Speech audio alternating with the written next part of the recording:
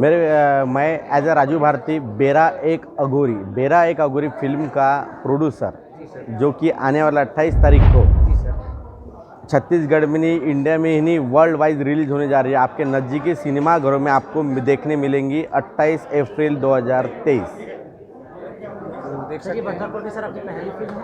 बतौर प्रोड्यूसर ये मेरी पहली फिल्म है, बट एक्चुअली बचपन से एक ड्रीम था कि फिल्म इंडस्ट्री में कुछ करूँ। तो एक्चुअली कंसेप्ट चुनते समय मैंने हॉरर चुनने की वजह थी अपने वर्ल्ड की 2-3 साल लाइफ ख़राब हो गई है कोरोना की वजह से, और कोरोना के बाद जो फिल्म बनी उसमें एक्शन मूवी, रोमांटिक मूवी सब बनी, लेकिन हॉरर को लोग भूल गए थे। लेकिन हमने कंसेप्ट ही ऐसा चुना, अघोरी हॉरर मूवी। और अघोरी एक सब्जेक्ट चुनने का ऐसा विषय था कि कोई भी हॉरर मूवी बनता तो उसमें भूत बताते। मेरी बच्ची जब फिल्म देखती तो नहीं कि भूत को देख के हंसती, डर नहीं लगता। उस चीज़ के लिए हमने ज़्यादा भर दिया वो इसमें। हमारे फिल्म में डरने की जगह आपको डरना ही पड़ेगा और हंसने की जगह हंसना ही पड़ेगा। और आज के जनरेशन को जो सोशल मीडिया ज़्यादा चलाती उसमें एक नंबर में छत्तीसगढ़ को देना चाहूँगा। सोशल मीडिया पे, इंस्टाग्राम पे जो रील बनाते, छत्तीसगढ़ इज़ द बेस्ट, एक नंबर देना चाहूँगा उनको।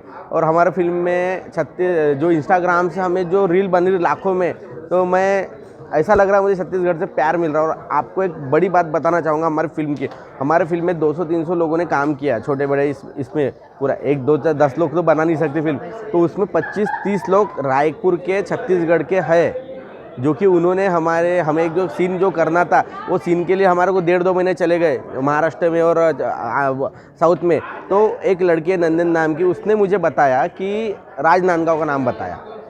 राजनांदगांव में हमारे फिल्म में 22 मिनट का सीन है, 22 मिनट का एक है।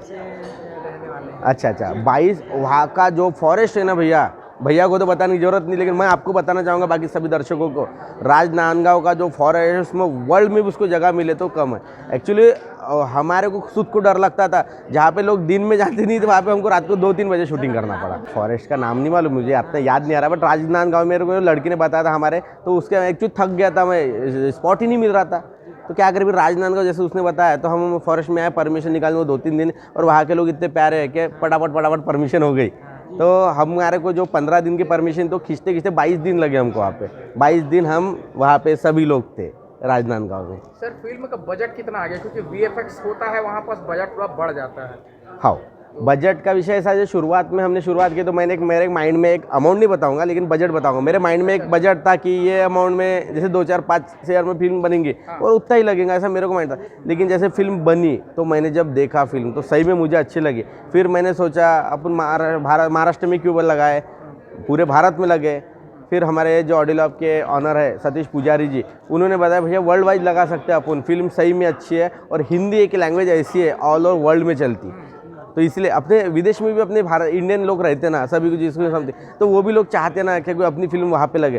तो ये बेरा एक अघोरी फिल्म 28 तारीख को ऑल ओवर वर्ल्ड में लगेगी। हिंदी में ही लगेगा पहले शुरुआत में, फिर आगे में क्या प्यार मिलता और बाकी तो उसे डबिंग का प्लान था, लेकिन कैसा बजट बढ़ाते कितना करेंगे, इसलिए शुरुआत तो एक छोटे से करेंगे। लेकिन हमने शुरुआत भी छोटी नहीं बोल सकते, वर्ल्ड वाइड जब लगा रहे, बजट बढ़ते ही जा रहा है। एक बार हमारे आपके जरिए हमें जो प्यार मिला, इंस्टाग्राम की तरफ से मिल रहा, वैसा ही प्यार आपके माध्यम से भी हमें मिले, ऐसी मेरी उम्मीद है। मैं आपको जबान देना चाहूँगा कि ये डबिंग में भी लगेंगी और हर लैंग्वेज में भी करूँगा मैं डब इसको, बट कैसा एक सेकंड स्टेप में।